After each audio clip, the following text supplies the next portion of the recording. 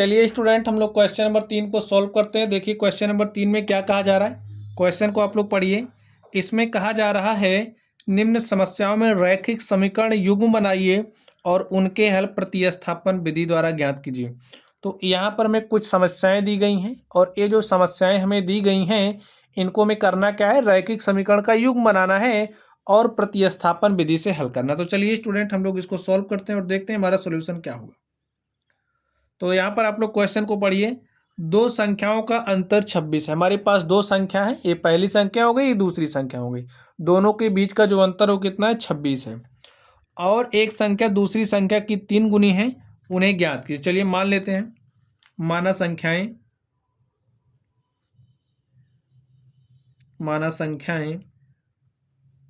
x तथा y है। ठीक स्टूडेंट, अब प्रश्नानुसार क्या बात कही जा रही है, दोनों संख्याओं का अंतर लिख दीजिए प्रश्नानुसार। यानी कि जैसे कि प्रश्न कह रहा, प्रश्नानुसार दो संख्याओं का अंतर 26 है, यानी कि x और y का जो अंतर है, अंतर का मतलब माइनस x माइनस वाई कितना है, 26 है। देखिए रैखिक समीकरण बन गया, इसको आप समीकरण नंबर 1 मान लीजिए। और एक संख्या दूसरी संख्या की 3 गुनी, एक संख्या कोई भी संख्या आप ले लीजिए, हमने लिया x, ये जो हमारा x है क्या है, 3 गुना है, किसके 3 गुने के, y के। तो इसको हमने समीकरण नंबर 2 मान लीजिए। अब आप लोग यहाँ पर देखिए, ये भी हमारे पास एक रैखिक समीकरण हो गया और हमारे पास रैखिक समीकरणों का युग्म तैयार हो चुका है। अब हमें इसे प्रतिस्थापन विधि से हल करना है। तो चलिए हम लोग प्रतिस्थापन विधि से हल करते हैं।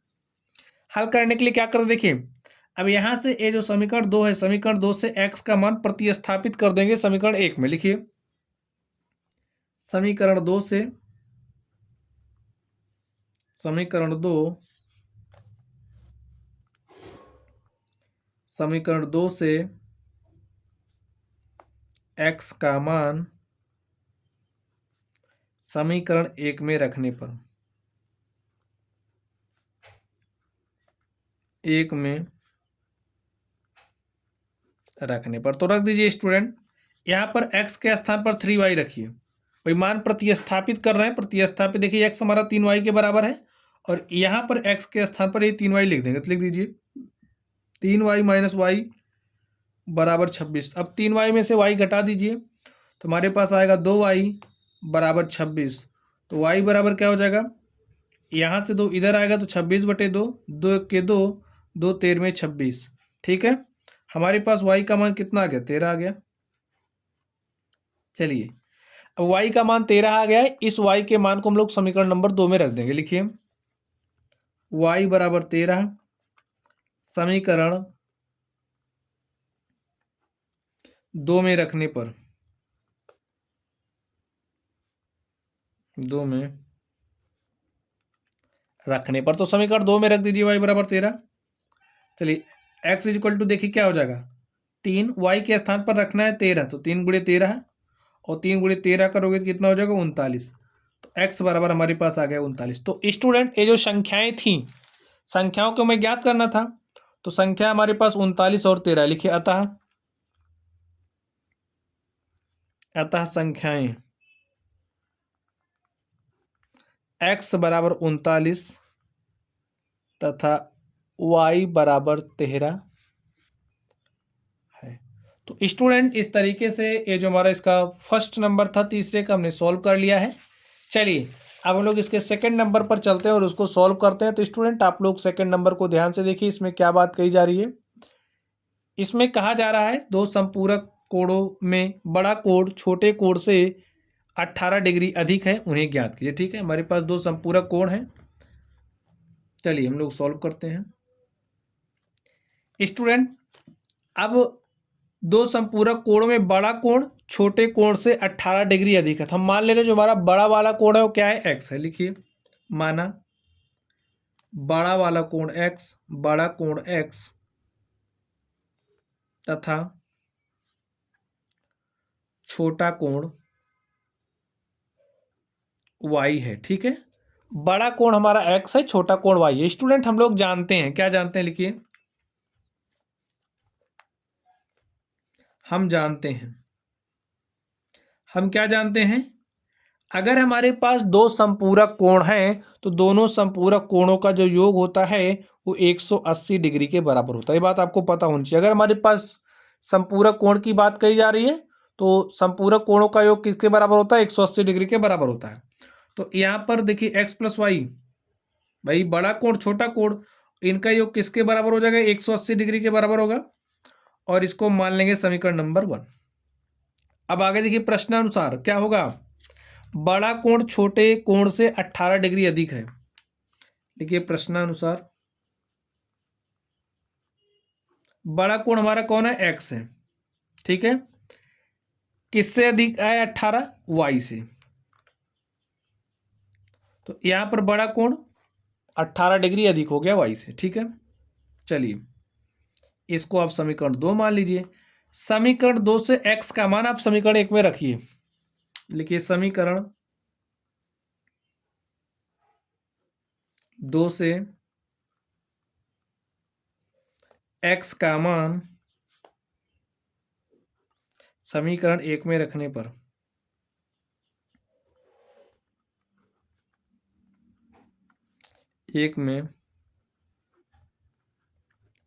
तो रख दीजिए स्टूडेंट। यहां से एक्स का मान उठा के यहां रखिए, तो एक्स का मान रखना है वाई प्लस 18 डिग्री। यहाँ पर y इज इक्वल टू क्या है? 180 डिग्री। देखिए y में आप y को जोड़िए, कितना y हो जाएगा? 2y is equal to 180 degree. आप कहोगे 18 कहाँ जाएगा? तो हम कहेंगे 18 को आप इधर लेकर के आइए, प्लस 18 इधर आएगा, माइनस 18। अब 10 में से 8 घटाइए, कितना हो जाएगा? 2। अब यहाँ पर कितना बचा? 7। 7 में से आपने 1 घटाया तो बचा यहाँ पर 6 और यहाँ पर 1 आ गया। 2y बराबर 162। देखिए काट दीजिए, 2 1 के 2, 2 अट्ठे 16, 2 1 के 2, तो y का मान कितना आ गया? 81 डिग्री। अब ये जो y का मान है स्टूडेंट, इसे आप समीकरण 2 में रख दीजिए। लिखिए y बराबर 81 डिग्री समीकरण 2 में रखने पर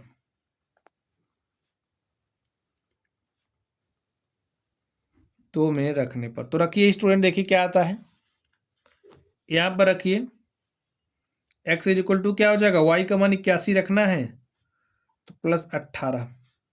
81 में 18 जोड़िए, 1 में हमने 8 जोड़ा 9 हो गया, 8 में हमने 1 जोड़ा कितना हो गया? 9। तो यहां से देख सकते हैं हमारे पास जो x है, x का मान कितना आ गया? 99 डिग्री। लिखिए अतः बड़ा कोण x बराबर 99 डिग्री तथा छोटा कोण y बराबर 81 डिग्री है। तो स्टूडेंट इस तरीके से ये जो हमारा क्वेश्चन था इसको हमने सॉल्व किया। चलिए अब हम लोग इसके 3rd नंबर पर चलते हैं और देखते हैं उसका सोल्यूशन क्या होगा। तो स्टूडेंट आप लोग इसके 3rd नंबर को ध्यान से देखिए, इसमें क्या कहा जा रहा है। इसमें कहा जा रहा है एक क्रिकेट टीम के कोच ने 7 बल्ले तथा 6 गेंदें रुपया 3800 में खरीदी। बाद में उसने 3 बल्ले तथा 5 गेंदें 1750 में खरीदी। प्रत्येक बल्ले और प्रत्येक गेंद का मूल्य ज्ञात कीजिए। तो हमें बल्ले और गेंद का मूल्य बताना है। चलिए हम लोग सॉल्व करते हैं और देखते हैं इसका सोल्यूशन क्या होगा। अब देखिए 7 बल्ले तथा 6 गेंद इसने 3800 में खरीदी है। तो सबसे पहले मान लेते हैं। लिखिए माना एक बल्ले की कीमत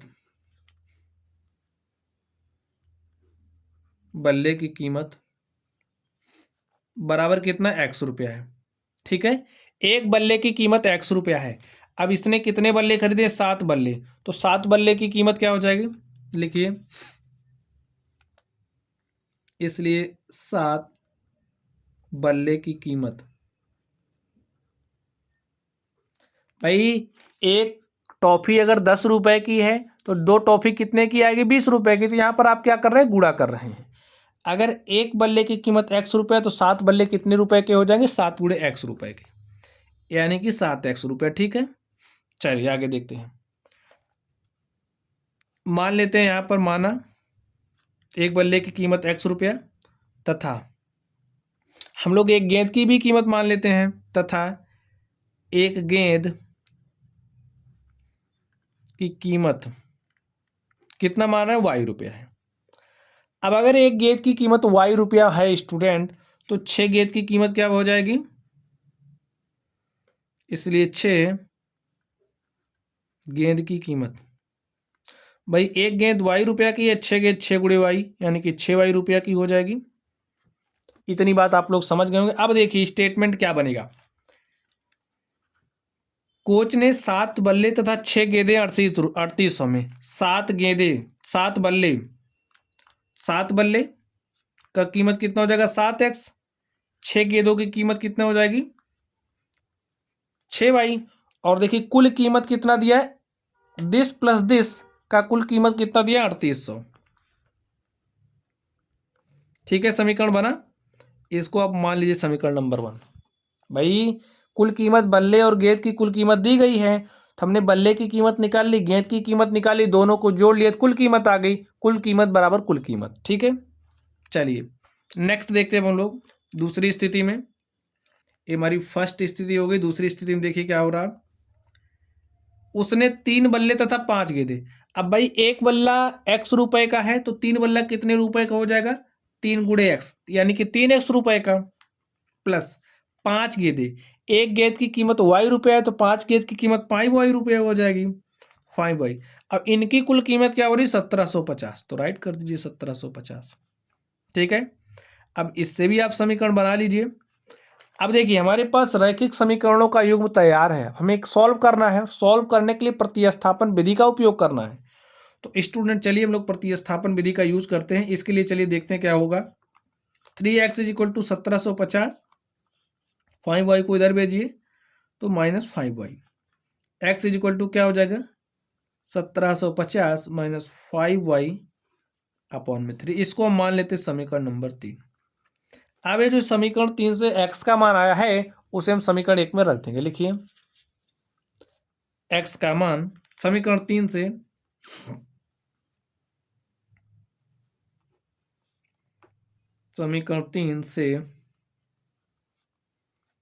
x का मान समीकरण 1 में रखने पर,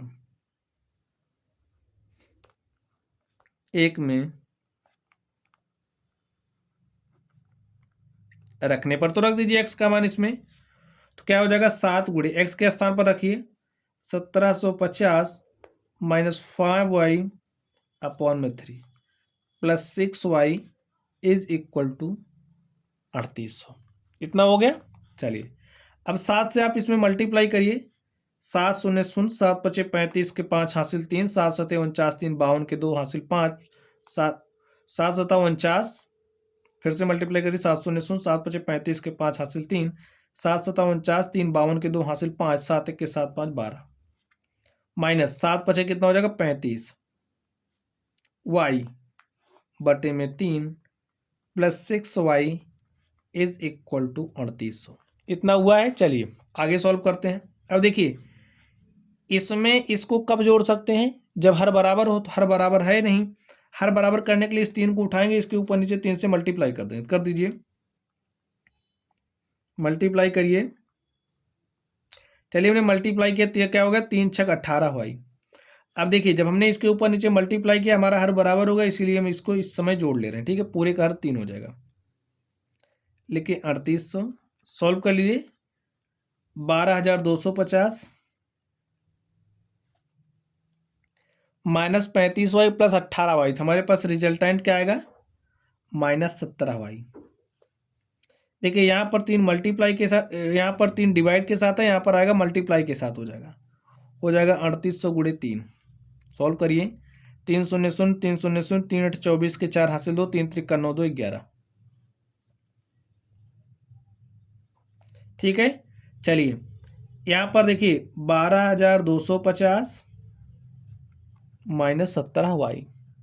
अब आगे देखिए क्या होगा, इस माइनस 17y को इधर भेज दीजिए तो हो जाएगा 12250। इस 11400 को इधर लेकर के आइए, माइनस 11400, इधर माइनस 17y हो जाएगा प्लस 17y। हल करते हम लोग इसको, देखिए क्या होगा। हल कर लीजिए। 17y इज इक्वल टू क्या हो जाएगा, इसमें से घटाइए, 0 में से आपने 0 घटाया तो हमारे पास क्या आया 0, 5 में से 0 घटाया तो 5। अब देखिए 2 में से आपको 4 घटाना तो नहीं घटेगा, तो 12 में से हमने 4 घटाया 8 आ गया। अब यहाँ पर देखिए 1 में से 1 घटाया 0, 1 में से 1 घटाया 0, तुम्हारे पास 17y इक्वल टू कितना आ गया 850। y बराबर कितना आ गया, काटिए, चलिए लिख देते हैं 850 बटे में 17, 17 के 17, 17 पचे 85, 17 शून्य शून्य, कितना आ गया 50। तो y का मान कितना आ गया स्टूडेंट 50।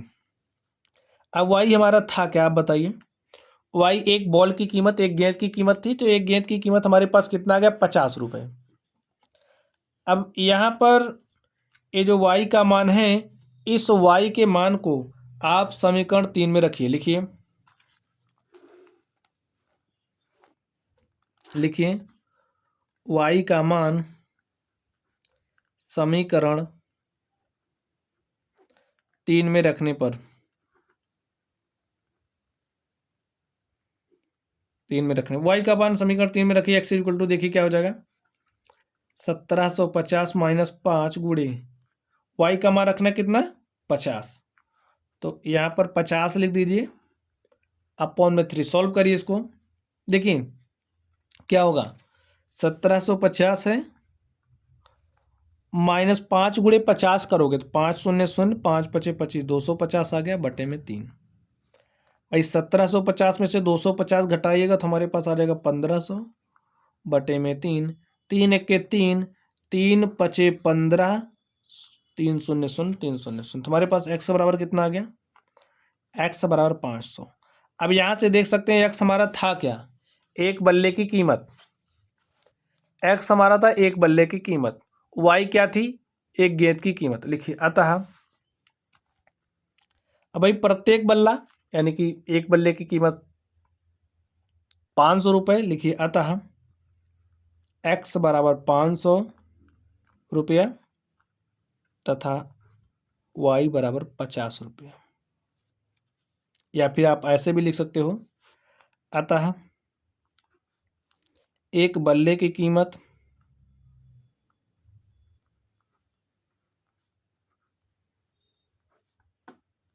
500 रुपया तथा एक गेंद की कीमत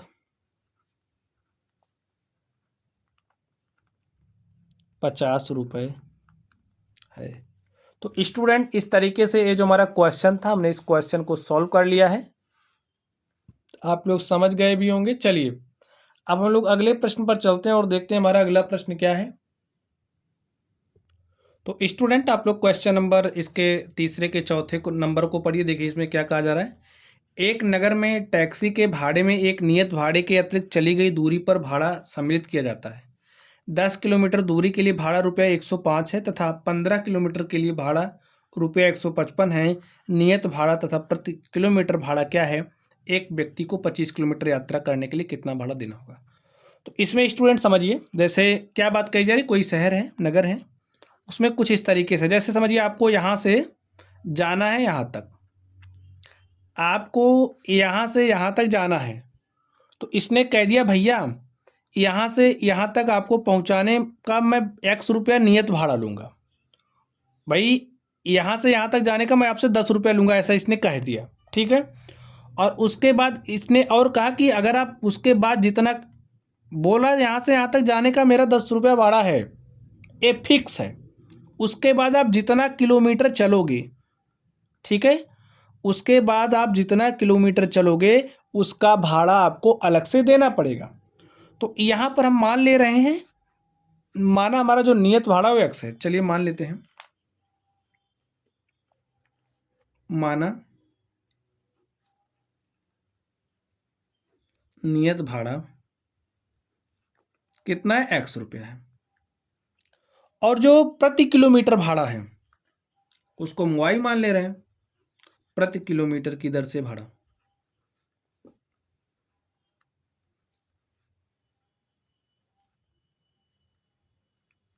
बराबर हमारा कितना है y रुपये है। अब इतना हमने मान लिया, ठीक है। चलिए प्रश्नानुसार देखिए क्या हो रहा है।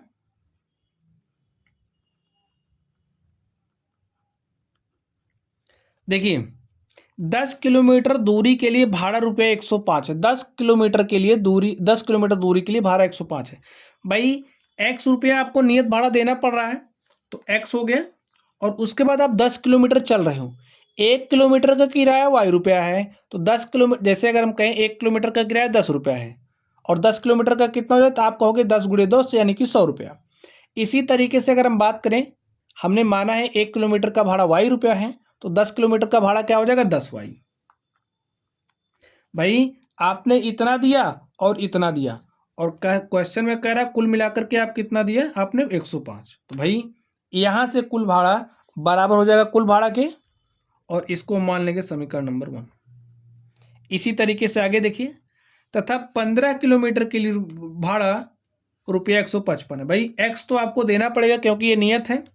उसके बाद आप 15 किलोमीटर चल रहे हो और y की दर से भाड़ा लग रहा है, कुल भाड़ा कितना हो जाएगा, 15y। और आपने टोटल कितना दिया, x दिया, फिर 15y दिया, और कहा जा रहा है कि आपने कुल मिलाकर के ₹155 दिए। इसे हमने समीकरण 2 मान लिया। अब देखिए यहाँ से हमारे पास रैखिक समीकरणों का युग्म तैयार है। अब हमें इसे प्रतिस्थापन विधि से हल करना है। तो प्रतिस्थापन विधि के लिए चलिए यहाँ से हम लोग x का मान निकालते हैं। x इक्वल टू देखिए क्या हो जाएगा, 155, इस प्लस 15y को यहाँ पर भेज दीजिए माइनस 15y। ठीक है, इसको हम मान लेंगे समीकरण नंबर 3। और ये जो समीकरण 3 से x का मान है समीकरण 1 में रख दीजिए। लिखिए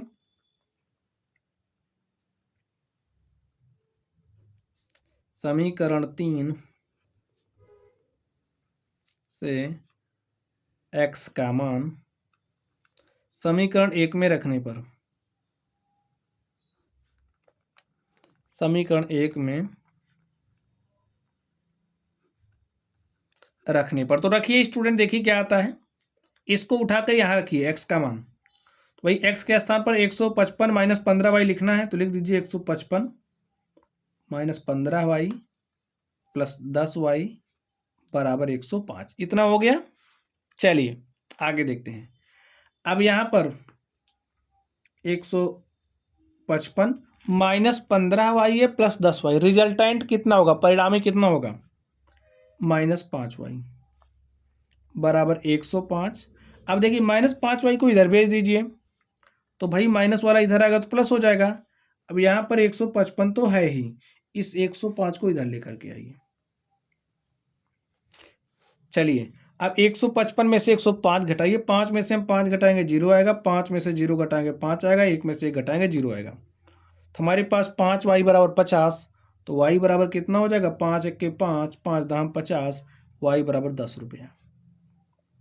तो स्टूडेंट प्रति किलोमीटर की दर से किराया कितना लग रहा है, 10 रुपये। ठीक है, चलिए अब ये जो y का मान है, y के मान को हम लोग समीकरण 3 में रखेंगे। लिखिए y का मान समीकरण 3 में रखने पर, 3 में रखने पर, तो y का मान आप समीकरण 3 में रखिए। समीकरण 3 देखिए यहाँ पर है, क्या है, x इक्वल टू 155 माइनस 15 गुणे में क्या है y, तो y के स्थान पर रखना क्या है, 10, तो 10 रख दीजिए। 155 माइनस 15 दाम कितना होता है, 150। तो यहाँ से देखिए 155 में से आपने 150 घटाया, तो हमारे पास कितना आ गया, 5 रुपया। तो जो नियत भाड़ा है वो हमारे पास कितना आ गया, 5 रुपया। ठीक है, चलिए आगे देखिए, हमसे कुछ कहा जा रहा है। क्या कहा जा रहा है, क्वेश्चन को पढ़िए। एक व्यक्ति को 25 किलोमीटर यात्रा करने के लिए कितना भाड़ा देना होगा। एक व्यक्ति को 25 किलोमीटर यात्रा करने के लिए कितना भाड़ा देना होगा। लिखिए 25 किलोमीटर की दूरी तय करने में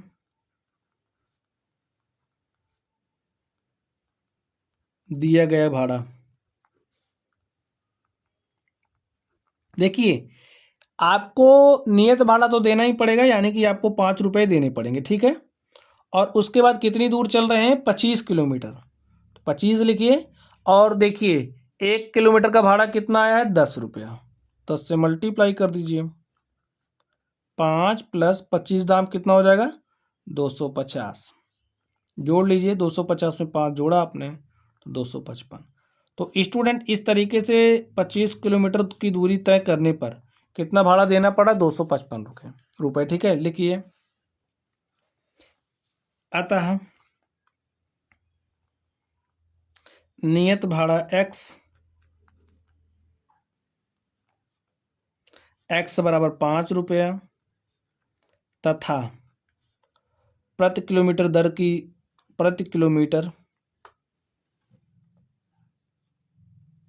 की दर से भाड़ा कितना है? 10 रुपये तथा 25 किलोमीटर की दूरी तय करने में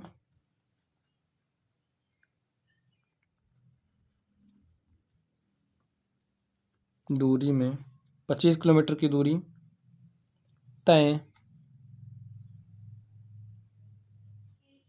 करने में दिया गया भाड़ा 255 रुपये है। तो स्टूडेंट इस तरीके से आप देख सकते हैं, ये जो हमारा क्वेश्चन था, क्वेश्चन नंबर 3 का चौथा नंबर, इसको हमने सॉल्व कर लिया है। चलिए अब हम लोग इसके 5वें नंबर पर चलते हैं और देखते हैं 5वें नंबर का सॉल्यूशन क्या होगा। तो स्टूडेंट अब आप लोग इस 5वें नंबर को ध्यान से देखिए, इसमें क्या कहा जा रहा है। यदि किसी भिन्न के अंश और हर दोनों में 2 जोड़ दिया जाए तो वह 9/11 हो जाती है। यदि अंश और हर दोनों में 3 जोड़ दिया जाए तो वह 5/6 हो जाती है। वह भिन्न ज्ञात कीजिए। ठीक है, चलिए मान लेते हैं, माना वह भिन्न x/y है। ठीक है स्टूडेंट, हमने वो भिन्न मान ली, वह भिन्न x/y है जिसमें x अंश तथा y क्या है? हर है।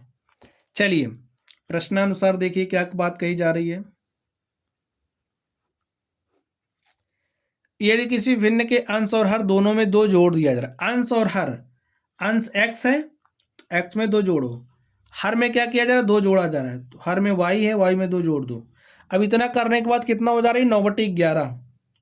तो लिख दो 9/11। अब इसको आप हल कर लीजिए। ठीक है, क्रॉस मल्टीप्लाई करिए, इसको इधर भेज दीजिए, इसको इधर भेज दीजिए। क्या हो जाएगा? 11 times of x plus 2 is equal to 9 times of y plus 2। Solve करिए, 11 को इससे मल्टीप्लाई करिए। तुमने 11 को x से मल्टीप्लाई किया 11x, 11 को 2 से मल्टीप्लाई किया तो कितना हो जाएगा? 22। 9 को y से मल्टीप्लाई किया 9y प्लस 9 दूनी 18। सॉल्व करिए, इसको इधर लाइए। 11x minus 9y is equal to, देखिए यहाँ पर 22 है और इस 18 को इधर लाओगे तो 22 माइनस 18 होगा और 22 में से 18 आप घटाओगे 4 आ जाएगा और इसको हमने माना समीकरण नंबर 1। ठीक है, चलिए अब दूसरी बात क्या कही जा रही है। ये हमारी पहली स्थिति हो गई, पहली स्थिति में हमारे पास ये आया। दूसरी स्थिति में देखिए क्या हो रहा है। यदि अंश और हर दोनों में 3 जोड़ दिया जाए, अंश और हर दोनों में 3 जोड़ दिया जाए, अंश और हर दोनों में 3 जोड़ने पर देखिए क्या आ रहा है। अंश में 3 जोड़ा, हर में 3 जोड़ा, क्या आ रहा है? 5/6 हो जाती है, तो 5/6 हो जा रहा है। चलिए हल करिए, इस 6 को इधर भेजिए, भाग के साथ इधर आएगा मल्टीप्लाई के साथ, तो 6 times of x plus 3 will be equal to 5 times of y plus 3। ठीक है, सॉल्व करिए। 6 को हमने x से मल्टीप्लाई किया 6x, 6 को हमने 3 से मल्टीप्लाई किया 6 3 18, 5 को हमने y से मल्टीप्लाई किया 5y और 5 को हमने 3 से मल्टीप्लाई किया तो कितना आ गया? 15। चलिए सॉल्व करिए। 6x इस प्लस 5y को इधर लेकर के आया माइनस 5y। देखिए यहाँ पर 18 है, चलिए लिख ही देते हैं। इस 15 को इधर लेकर के आइए minus 15 is equal to 0। 6x minus 5y, 18 में से आपने 15 को घटाया कितना आया? 3 बराबर 0 और समीकरण नंबर 2। ठीक है, अब देखिए रैखिक समीकरणों का पहला युग्म, पहला ए है रैखिक समीकरण, दूसरा ए है, तो समीकरणों का युग्म तैयार है। हमें प्रतिस्थापन विधि का यूज करना है इसको सॉल्व करने के लिए। तो चलिए हम लोग प्रतिस्थापन विधि का यूज करते हैं। इसके लिए क्या करेंगे, यहाँ से x का मान निकालते हैं, y का मान निकालते हैं, कुछ भी निकालिए।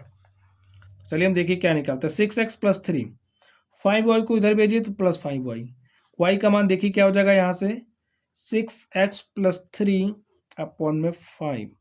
इसको हमने माना समीकरण नंबर 3। अब स्टूडेंट आप काम क्या करोगे, समीकरण 3 से y का मान समीकरण 1 में रखने पर लिखिए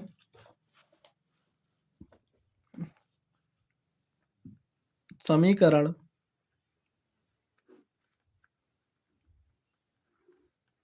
3 से y का मान समीकरण 1 में रखने पर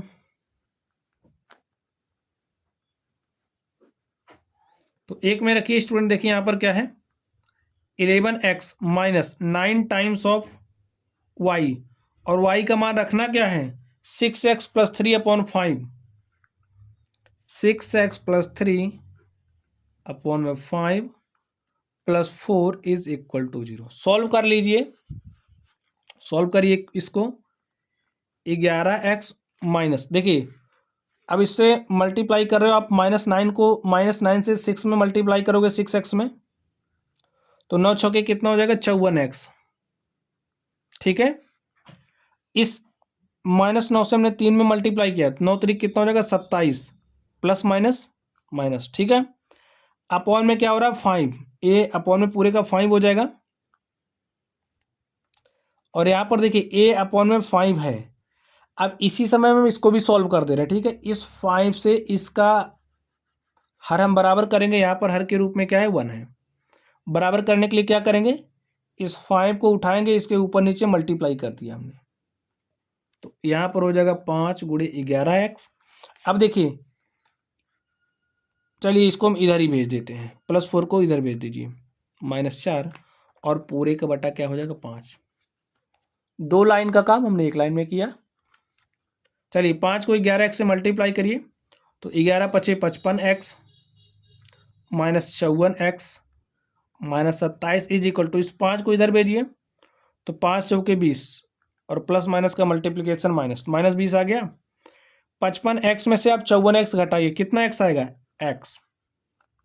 -27 को इधर भेजिए तो आएगा +27 -20 और 27 में से आपने 20 घटाया तो हमारे पास क्या आ गया 7। तो स्टूडेंट आप देख सकते हैं यहाँ से जो हमारा x है, x का मान कितना आ गया है, x का मान आ गया है 7। अब ये जो x का मान आया है, इस x के मान को आप समीकरण 3 में रखिए। लिखिए x बराबर 7 समीकरण 3 में रखने पर, समीकरण 3 में रखने पर रखिए। देखिए y बराबर क्या आ जाएगा 6 इंटू में 7 + 3 अपॉन में 5। 6 सते कितना होता है 42 + 3 बटे में 5 और 42 में हमने 3 जोड़ा कितना हो गया 45 बटे 5। तो y बराबर क्या हो जाएगा 5 × 5 5 9 45, y बराबर आ गया 9। तो स्टूडेंट अंश 7 आ गया है और हर 9 आ गया है। लिखिए अतः भिन्न x/y, x का मान रखिए कितना है 7, y का मान कितना है 9, तो यही हमारी भिन्न हो गई है। अतः भिन्न 7/9 है। तो स्टूडेंट इस तरीके से देखिए हमने इसके तीसरे नंबर के जो हमारा 5वां था क्वेश्चन था, हमने 5वें क्वेश्चन को सॉल्व किया, 5वीं समस्या को सॉल्व करी। चलिए अब हम लोग अगले नंबर पर चलते हैं और देखते हैं हमारा अगला नंबर क्या है। क्वेश्चन नंबर 6 तीसरे का छठा है। तो इसमें देखिए क्या बात कही जा रही है, 5 वर्ष बाद जैकब की आयु उसके पुत्र की आयु से 3 गुनी हो जाएगी। 5 वर्ष पूर्व जैकब की आयु उसके पुत्र की आयु से 7 गुनी थी। उनकी वर्तमान आयु क्या है, हमें वर्तमान आयु निकालना है। ठीक है, चलिए हम लोग मान लेते हैं, माना जैकब की वर्तमान आयु,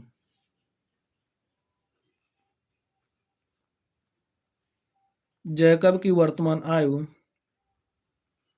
बराबर कितना है x वर्ष है। जैकब का जो बेटा है यानी कि पुत्र की वर्तमान आयु कितना मान ले रहे y वर्ष। अब देखिए 5 वर्ष बाद जैकब की आयु उसके पुत्र की आयु से 3 गुनी हो जाएगी। पहली स्थिति हम मान ले रहे हैं इसको। चलिए प्रश्नानुसार हम फर्स्ट स्थिति में क्या बात हो रही देखिए, 5 वर्ष बाद, तो 5 वर्ष बाद क्या होगा, जो जैकब, आप समझिए जैसे आज आप x वर्ष के हैं, आज के 5 साल बाद आपकी उम्र क्या हो जाएगी भाई, आपकी जो वर्तमान उम्र है उसमें 5 साल बढ़ जाएगी। तो इसी तरीके से जैकब की जो वर्तमान आयु है 5 वर्ष बाद उसकी आयु में 5 वर्ष की वृद्धि हो जाएगी ना। तो यहाँ पर लिखिए जैकब कितने साल का हो जाएगा, x+5 का। अब देखिए 5 वर्ष बाद जो पुत्र की वर्तमान क्या आयु क्या होगी, y+। देखिए जैसे जैकब का जो पुत्र है वो भी y वर्ष का है, 5 वर्ष बाद इसकी आयु कितनी हो जाएगी, y+5 की, y+5 का हो गया। लेकिन आगे देखिए ये जो जैकब है पुत्र की आयु से कितना गुना है, 3 गुना है, तो 3 गुना हो गया। जैकब 5 वर्ष बाद अपने पुत्र की आयु का 3 गुना हो गया। ठीक है, इसको सॉल्व कर लीजिए। x+5 is equal to 3y+15, इस 3y को इधर भेजिए, x+3y इधर आएगा तो -3y, और देखिए यहाँ पर +5 है, इस 15 को इधर लेकर के आएगा तो -15 is equal to 0। x-3y 5 - 15 -10 is equal to 0, और ये हमारा क्या हो गया, समीकरण नंबर 1। चलिए अब हम लोग सेकंड स्थिति पर चलते हैं। अब आप लोग ध्यान से देखिए सेकंड स्थिति में क्या हो कही जा रही है, 5 वर्ष पूर्व जैकब की आयु उसके पुत्र की आयु से 7 गुनी थी, 5 वर्ष पूर्व। अब जैसे अगर आप आज 10 साल के हैं तो आज के 5 साल पहले आप कितने वर्ष के रहे होंगे। अगर आप आज 10 साल के हैं तो 5 वर्ष पहले भाई आपकी उम्र में 5 वर्ष की कमी हो जाएगी, तो 10 - 5 यानी कि आप 5 वर्ष के रहे होंगे। ठीक है, अब जब जैकब अगर आज के समय में x साल का है तो आज के 5 साल पहले कितना साल का रहा होगा, उसकी जो भी वर्तमान उम्र होगी उसमें से 5 साल कम हो जाएगा। तो आज के समय में जो जैकब है मतलब 5 वर्ष पूर्व जैकब की आयु कितनी रही होगी, x-5। आगे देखिए पुत्र की 7 गुनी हो जा रही है। ठीक है, 7 गुनी किसकी, पुत्र की। तो भाई पुत्र कितना है, 5 वर्ष पहले था, y में से 5 वर्ष कम हो जाएगा। सॉल्व कर लीजिए इसको, x-5 7y -7 × 5 = 35, 7y को इधर लेकर के आइए, या फिर वहीं रहने दीजिए, 35 को इधर लेकर के आइए। x-5 + 35 is equal to 7y। ठीक है, और यहाँ से देखिए 35 में से आपने 5 घटाया, 35 में से 5 घटाया तो हमारे पास 30, x+30 is equal to 7y, और यहाँ से 7 को इधर भेज दीजिए तो y इज इक्वल टू हो जाएगा x+30 अपॉन में 7, और इसको हमने मान लिया समीकरण नंबर 2। अब स्टूडेंट देखिए हमारे पास रैखिक समीकरण तैयार हो चुका है। ठीक है, रैखिक समीकरणों का युग मिल गया। अब यहाँ से ये जो y का मान है समीकरण 1 में रख दीजिए। लिखिए समीकरण 2 से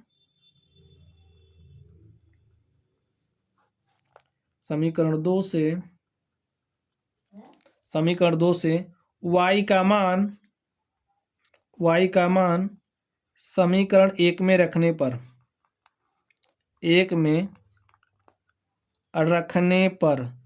तो चलिए स्टूडेंट हम लोग मान रख देते हैं। देखिए क्या हो जाएगा,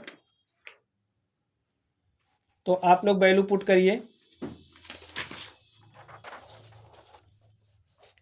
यहाँ पर देखिए x-3 और y का मान कितना रखना है, x+30 अपॉन 7, x+30 अपॉन में 7 हमें रखना है। चलिए अब आगे ध्यान से देखिए, यहाँ पर क्या है, -10 है, is equal to 0, x-3 x+30 upon में 7, इस -10 को इधर भेज दीजिए, ये हो गया +10। अब सॉल्व करते हैं, इसको सॉल्व करिए। इस 3 से इसमें मल्टीप्लाई, 3 को अंदर भेज दीजिए, आप 3 को अंदर भेजिए, क्या हो जाएगा, 3x+30 यहाँ हो जाएगा 90/7 इज इक्वल टू 10। अब देखिए यहाँ पर हर में 7 है, यहाँ पर क्या है 1 है। हर तो बराबर है नहीं, घटाने के लिए क्या करना पड़ेगा, हर बराबर। तो हर बराबर करने के लिए इसके अंश और हर में हम 7 से गुणा कर देंगे, हो जाएगा 7x बटे 7 माइनस 3x प्लस 90 बटे में 7 इज इक्वल टू 10, ऐसा होगा। अब आप लोग ध्यान से देखिए, हर बराबर हो गया तो हम लोग घटा सकते हैं, घटाइए 7x माइनस, अब देखिए ये जो ब्रैकेट खोलेंगे तो माइनस अंदर जाएगा, तो ये जो प्लस 3x है हो जाएगा माइनस 3x, माइनस अंदर जाएगा तो ये प्लस 90 है हो जाएगा माइनस 90, ठीक है, बटे में 7 is equal to 10। 7x minus 3x हमारे पास कितना रिजल्ट आएगा, 4x minus 90 is equal to 7 यहाँ भाग के साथ है, इधर आएगा गुणे के साथ, 10 गुणे 7 कितना हो जाएगा, 10 सत्ते 70। 4x is equal to minus 90 इधर भेजिए तो हो जाएगा plus 90 plus 70 is equal to क्या होगा, 90 में 70 जोड़िए हो गए 160, 4x बराबर 160, तो x बराबर कितना हो जाएगा, 40, ठीक है। तो हमारे पास x का मान कितना आ गया, 40, यानी कि जो जैकब है, देखिए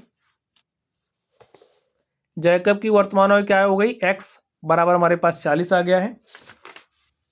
चलिए अब हम लोग y का मान निकालते हैं, लिखिए x बराबर 40 समीकरण 2 में रखने पर, समीकरण 2 में रखने पर, तो स्टूडेंट x का मान आप समीकरण 2 में रखिए। समीकरण 2 देखिए क्या है, y is equal to X plus 30 upon 7, वाई is equal to X, X का मान 40 रखना है, 40 प्लस 30 अपॉन में 7, 40 में 30 जोड़िए, 40 30 कितना हो जाएगा, 70 बटे में 7, 7 एक के 7, 7 धाम 70, तो y इज इक्वल टू क्या आ गया, 10।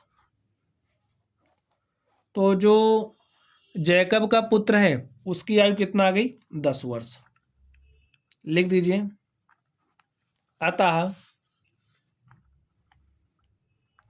अतः जैकब की वर्तमान आयु बराबर, वर्तमान आयु x बराबर 40 वर्ष तथा उसके पुत्र की वर्तमान आयु y बराबर 10 वर्ष है। तो स्टूडेंट इस तरीके से ये जो हमारा क्वेश्चन नंबर 3 था, क्वेश्चन नंबर 3 के हमने सभी सवालों को सॉल्व कर लिया है। तो चलिए स्टूडेंट आप लोग पढ़ते रहिए, अगर आप लोगों को कोई भी डाउट हो तो आप लोग कमेंट बॉक्स में कमेंट करना। वीडियो पसंद आए तो वीडियो को लाइक कीजिएगा, चैनल पर नए हो तो चैनल को सब्सक्राइब कर लीजिएगा। तो चलिए आप लोग पढ़ते रहिए, थैंक यू।